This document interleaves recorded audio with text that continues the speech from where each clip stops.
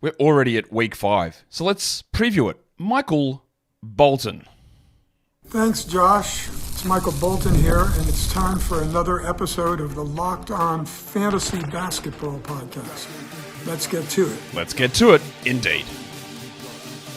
You are Locked On Fantasy, your daily NBA fantasy podcast. Part of the Locked On Podcast Network, your team every day. Hello and welcome to the Locked On Fantasy Basketball Podcast, brought to you by Basketball Monster.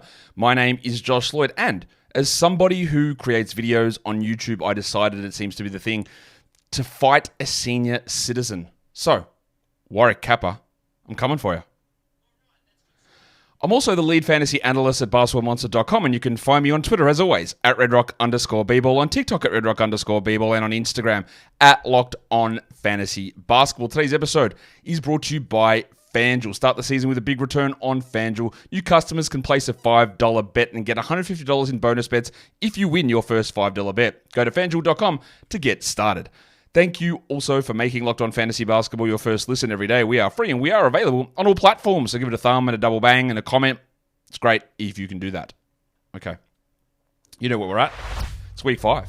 So we're going to look through all the different parts and pieces of the schedule. As we go through the week with all the daily preview shows, we look at bits and pieces of the schedule as well, because obviously things evolve.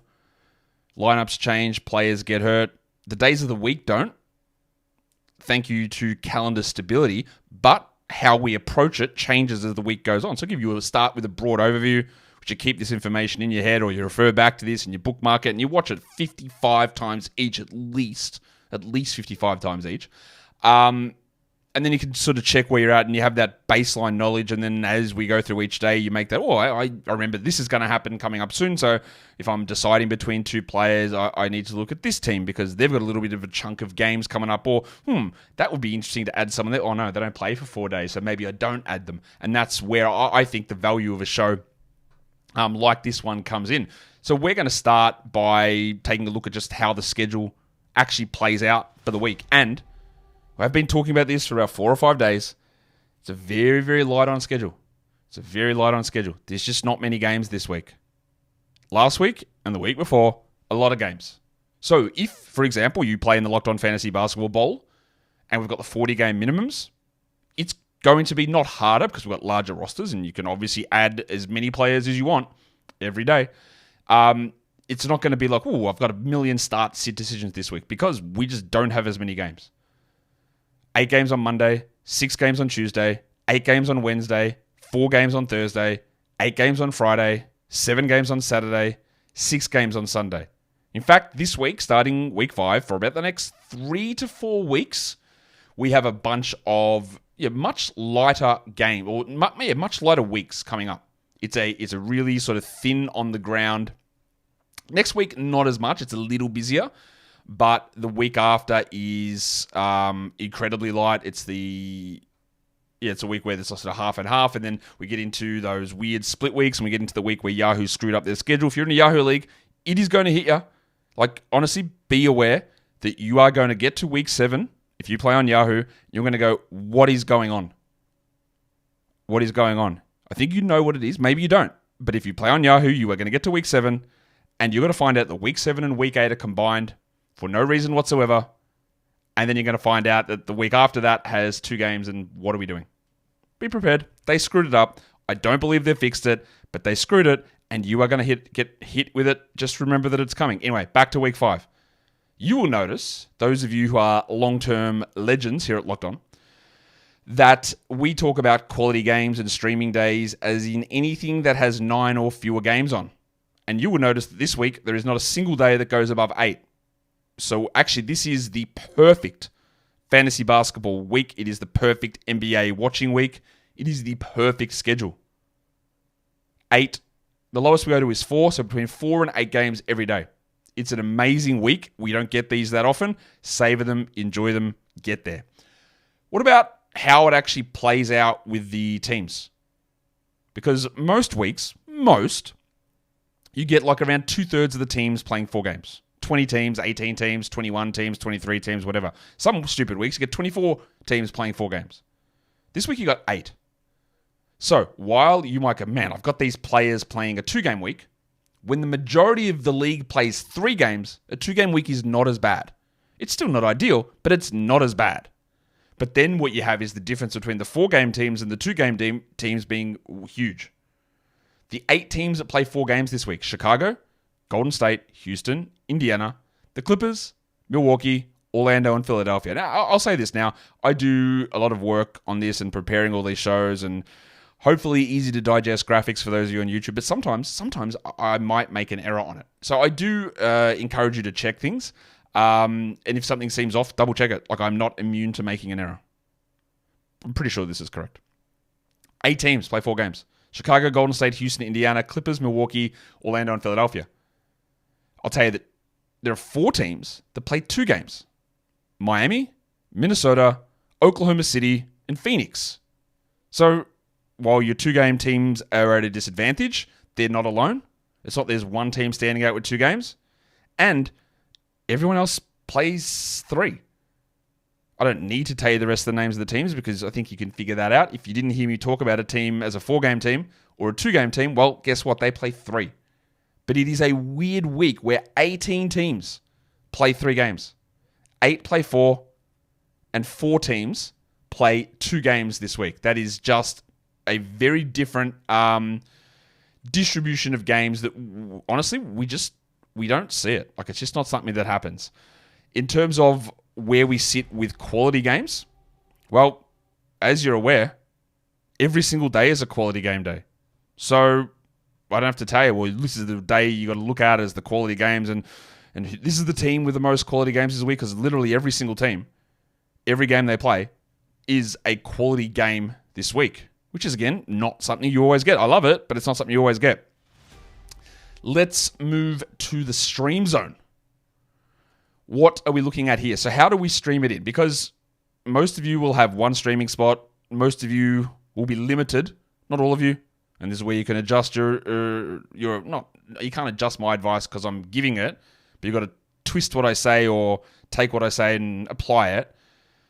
Most of when I talk streaming, it's one roster spot, 4 ads for the week with a 10-3, 10-4 active bench split. This week, you can obviously stream any day you want. But what we want to do, we want to try and maximize. I've got a streaming idea up on the screen there, but I'll give you another one you can do as well, just off top. You can start the week with an Orlando Magic player, which there might not be someone you like, but it could be Mo Wagner, it could be Goga Badadze, you might try Mr. Black, you might try Tristan Da Silva, you might have Kentavious Caldwell-Pope if you've suffered a traumatic brain injury, but there are a lot of different guys that you might be able to get in because they play 3 games in 4 nights to start the week, Monday through Thursday. And then that means you've used 1 ad, 1 roster spot, 3 games, 4 nights. And then you've got 3 ads left with 3 days left. And you can just go bang, bang, bang. Or you can look at a Friday, Saturday back-to-back then and get a 2-for-1, save an ad for a longer-term stash and then stream on your Sunday. Or maybe a second roster spot opens up for you on Sunday and you do 2 streams. That's possible too. With there being, and I'll talk about this later, no Monday, Tuesday back-to-backs, you can't get that kickstart to the week. So what you can do is you can do whatever on Monday, stream whoever you want, or you don't stream any. Just whoever you've got on your roster, have a look. Do you have enough guys on that Monday playing? I would keep attention to that and look at the worst player you have that plays Monday, and then see if they're removable after that. Because then you could use that roster spot to get a Tuesday, Wednesday back-to-back in, and there are 4 teams playing that: Cleveland, Memphis, Pelicans, Thunder, and we know for the Thunder, there are a lot of options. We don't want on our team all the time, but like Dort, I think we do one actually. There's Dort, there's Caruso, there's Wallace, there's Wiggins, there's Joe. They're all streamable, and you get the back-to-back. Memphis, 1 million players. Do you want to take a crack at Vince Williams? Initially, I was like, I'm not sure about where Vince... I love Vince as a player. I think he's a really good fantasy player, but maybe he gets squeezed a little bit. But I'm like, you know what? I actually don't know how much they like Marcus Smart. So I think Vince might actually start over Marcus Smart soon and be useful enough. So I would add him, and then you get that back-to-back, which honestly, he probably doesn't play. He probably doesn't play both games. But you'll have Jalen Wells, Jake LaRavia, probably not Jay Huff, but Zach Edey, you'll have Brandon Clark, you'll have Scottie Pippen, who is going to move to be a drop, and so is Santi Aldama. They are going to be drops. You don't have to do it now. I'd be happy dropping Aldama. I would probably wait on Pippen, but Smart, maybe not a must roster, but you got the back-to-back. Pelicans, 1 million players. Not 1 million, but everyone's out. So Yves Misi's there, and BJ Boston, which we already add, we know that. But like, the Jamal Cain, and also Trey Murphy might sit one of these games. Jeremiah Robinson-Earl. And Cleveland, it's harder, but you still got Isaac Okoro, Sam Merrill, George Niang, Karis LeVert if he's available, Milk. Interesting. Then you can ditch that back-to-back guy if you want. You can just add someone on Thursday, whatever. And then move on from them, and then get a Friday, Saturday back-to-back, because that's where a lot of back-to-back slides. Chicago, Denver, Golden State, Houston, Milwaukee, Portland. So what you've done there, you've gone Tuesday, Wednesday, Thursday, Friday, Saturday, 5 games. You've used 3 ads. You've used 1 roster spot. You've used it on Monday for a player already on your roster. So you've got Monday, Tuesday, Wednesday, Thursday, Friday, Saturday. 6 games, 1 roster spot, 3 ads. You got 1 ad left. You use it on Sunday. You've turned that 1 roster spot, which you might have held a 3-game player in, and you turned it into 7 games. And I don't care who that player is. Well, I do a little bit. But if you're looking to maximize this week, and we're not quite at the stream your ass off portion of the season, but we might be. If your team's really struggling, we might be there. If you can turn 1 roster spot, which would have been 3 games, into 7, well, you're laughing. You're laughing. So that's where we sit with the stream zone for this week. Today's episode is brought to you by BetterHelp. November is the month of thanks, because I'm sure Thanksgiving is coming up during this month. It's not this week, is it? No, it's next week. Next week for Thanksgiving. But, having gratitude and saying thanks, that's what this month is all about. So you can go out and give a shout out to anyone. Think of internally, externally. I'll shout out. I'm going to shout out my partner for all the help that she gives me and the gratitude and support that she provides me, whether it's through a work perspective, but a personal perspective, an emotional perspective. Yeah, that's great, and I probably don't say that enough, so I'll say it to you guys. I won't say it to her because it's embarrassing. Why would I do that? But no, I will say it to her. But see, we have to give thanks, and we also have to give sometimes a reminder to ourselves that we're doing our best to make things as best as we can for us and others around us. So send that thanks out to people in your life, and therapy can be a way that helps you get change perspective or get an improvement in perspective, and just be able to see the things that are good. Versus always feeling down or always feeling bad, because that eats at you. It eats at you. So if you're thinking of starting therapy, give BetterHelp a try. It's entirely online. It's designed to be convenient, flexible, and suited to your schedule. So fill out that brief questionnaire, get matched with a therapist, a licensed therapist, and if you do not find the vibe, the click with that therapist, you can switch therapists at any time free of charge. Let the gratitude flow with BetterHelp. Go to betterhelp.com/LockedOnNBA today to get 10% off your first month. That is BetterHelp, HELP.com/LockedOn. NBA. Okay, so where are we at with schedules now? I think we are. Yes, now I know what we're talking about. We are going to be talking about the quirks in the schedule, where there are little bits and pieces of interesting things that we need to pay attention to across this weird and wonderful Week 5 schedule. There are 4 teams that do not play on the weekend for Week 5. It's Atlanta, it's New Orleans, it's Oklahoma City, and it's Phoenix. So when we're streaming those guys in, you heard me talk earlier about that Oklahoma City back-to-back. They got a stupid schedule this week. The Thunder played Tuesday, Wednesday, and literally that's it. They're done at Wednesday. I have never seen that, but they're done on Wednesday. Phoenix also doesn't play after Wednesday. Cool. Not sure why, but they don't. There are 2 teams that do not play a game to begin the week. Portland has Monday, Tuesday off, and they play Wednesday. Minnesota, they don't play until Thursday. So your Timberwolves, your old Dawson's Creek legend, Jaden McDaniels, he doesn't play, or they don't play until Thursday. So while we saw a huge game last, Mike Conley on the Wolves, very interesting. They were playing him 24 minutes a night, and they'd been struggling. Last game they said, hey, I reckon Conley's actually really important here, so maybe we need to play more minutes, play 32 minutes, and they got up. So, and I talked a lot about this in the offseason. This is a side note about Conley, and people said, DiVincenzo's going to replace him. I go, I don't think so, because Conley's actually really good, and he's realistically part of the reason why they were able to be good last season, because that is what he does. He is good. And they reduced his minutes down, and guess what happened? They were bad. So the minutes went back up, and they won. Was that an ongoing thing? I don't know. But if he's playing 30-plus minutes a night, Mike Conley, then he is a 12-team league guy. So I'd be looking at that, even though there's a big gap where they don't play for 3 days. I'd maybe wait a day or two. I'm not sure people will scramble to add him, but yeah, there you go. There are a lot of situations this week where teams have 3-day breaks. Sacramento, Washington do not play between Tuesday and Thursday. Miami has an insane break. It's not a 3-day break. It is way longer. They play Monday, and then they play Sunday. Monday, and then Sunday. What is that? 5 days off in the middle of the week for Miami. Minnesota doesn't play Monday through to Wednesday. Oklahoma City and Phoenix, like I said, they are off. They finish on Wednesday, so Thursday through to Sunday for them, 4-day breaks. So I say 3-day breaks, but Oklahoma City and Phoenix are 4-day breaks, and Miami has a 5-day break. How often? You just never see this. That's not true, because we saw it last week with Denver with a 4-day break. So it's a 4-day break. There are 2 4-day breaks and a 5-day break in week 5. It's pretty crazy, honestly. You just don't see that. In terms of other scheduling quirks, look at all of these teams that have 1 game in 5 nights. And that is where fringe players become really quite tough to hold. Between Sunday of week 4 into Thursday, Boston and Sacramento have 1 game in 5 nights. So if you are looking at a Keon Ellis and a Mayesh Kedar, I would hold Peyton Pritchard. I would probably hold Herder, but it's debatable. 1 game in 5 nights makes it tough.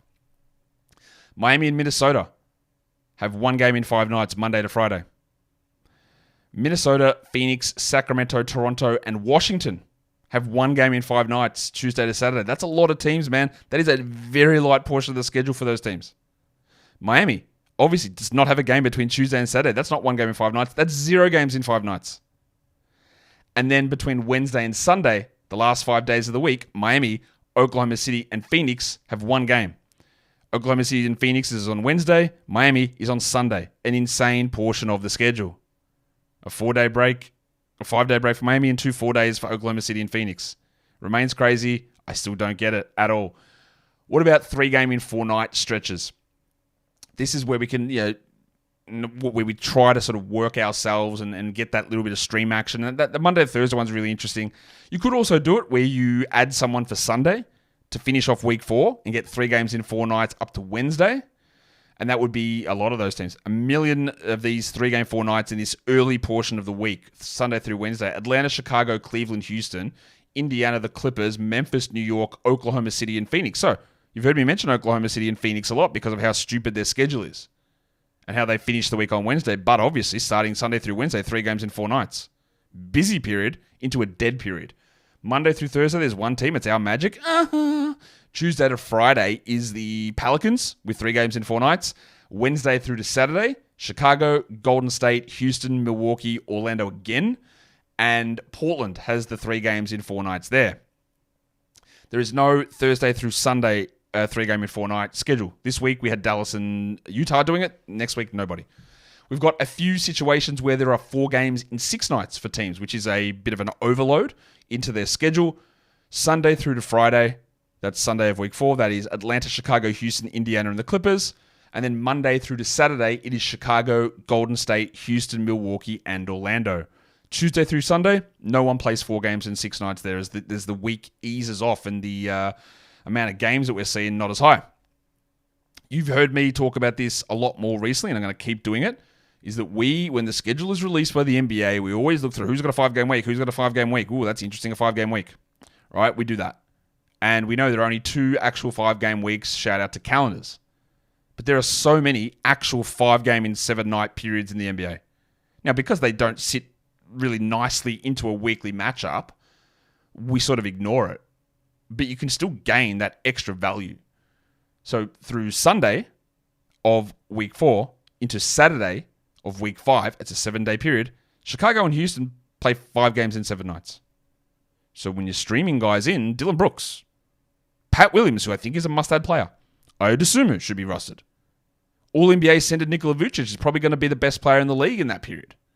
But 5 games in 7 nights for Chicago and Houston between Sunday and Saturday. We've got a couple of little segments of 5 games in 8 nights as well. Obviously not as compact as 5 and 7, but it's still pretty busy. Sunday through to Sunday. So that's the end of week 4 through to the end of week 5. Chicago, Houston, Indiana, and the Clippers. And then Monday through to the Monday of week 6 is Golden State, Indiana, the Clippers, and Orlando. So if you've got fewer ads for your week, you don't have a standard for, you've got 2, or you're preserving ads, or whatever you're doing, or you're looking for a bulk ad in a roto, or whatever situation, these are concentrated parts of the schedule for those teams. So when you're considering, do I really want Jarvis Walker? Maybe you do. 5 games and 8 nights. Chris Dunn, is that worth it? 5 games and 8 nights. Really busy period. Maybe you do. What about if we look at 9 nights? Who's got 6 in 9? Which I don't normally do it out to 6 in 9, but I think it is worth doing, and I will continue to do that now. Sunday of week 4 into Monday of week 6, so that's all of week 5 in the middle, plus the 2 boundary days. Indiana and the Clippers. Busy period. Now, we're not going to see Kawhi, so whatever.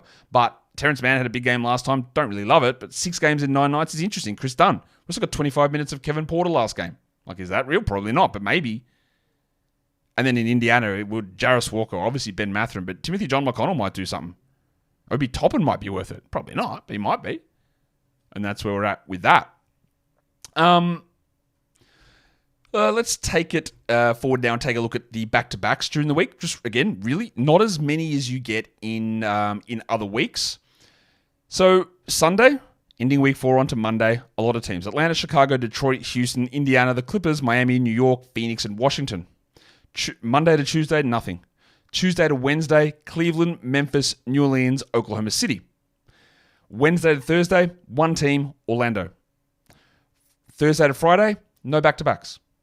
Friday to Saturday, and remember, Tuesday and Friday are NBA Cup days, so there are never going to be Monday, Tuesday back-to-backs or Thursday, Friday back-to-backs while the NBA Cup is on.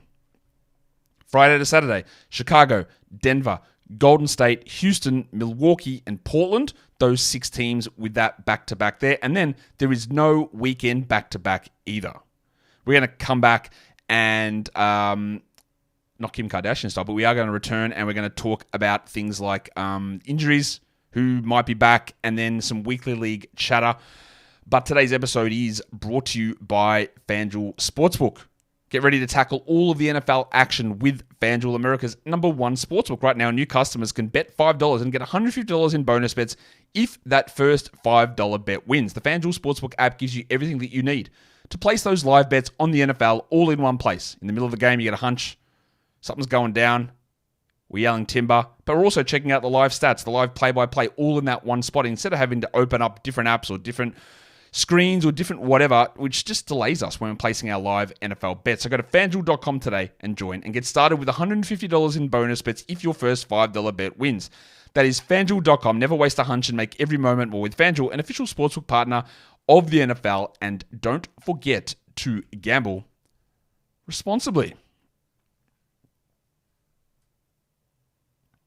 Okay, so let's take a look now at where we lie with some injuries. And as always, there are a lot of them. And as always, that opens up a million opportunities for us to be able to stream guys in and take advantage of some weird and wonderful pop-ups. Shout out to Brandon Boston, who I'm going to be 100% honest with you guys. And I'm not honest with you guys. I want you to be 100% honest with me. How many people watching this show, right, who we all know about Brandon Boston now, but how many of you, A, had never heard of Brandon Boston, or B, didn't know he played for the Pelicans this season? At the start of the year, who knew about him? And if you didn't know, it's okay. We can admit it. I know about it because it's my job, but that's okay. Like, this is a random player who signed late in the process as a two-way guy, and now we're getting 37 minutes a night out of him, which we never would have had. Now we want the injured players to play, clearly. But opportunity arises. So the first page that I've got of injuries here happens to be all Pelicans players.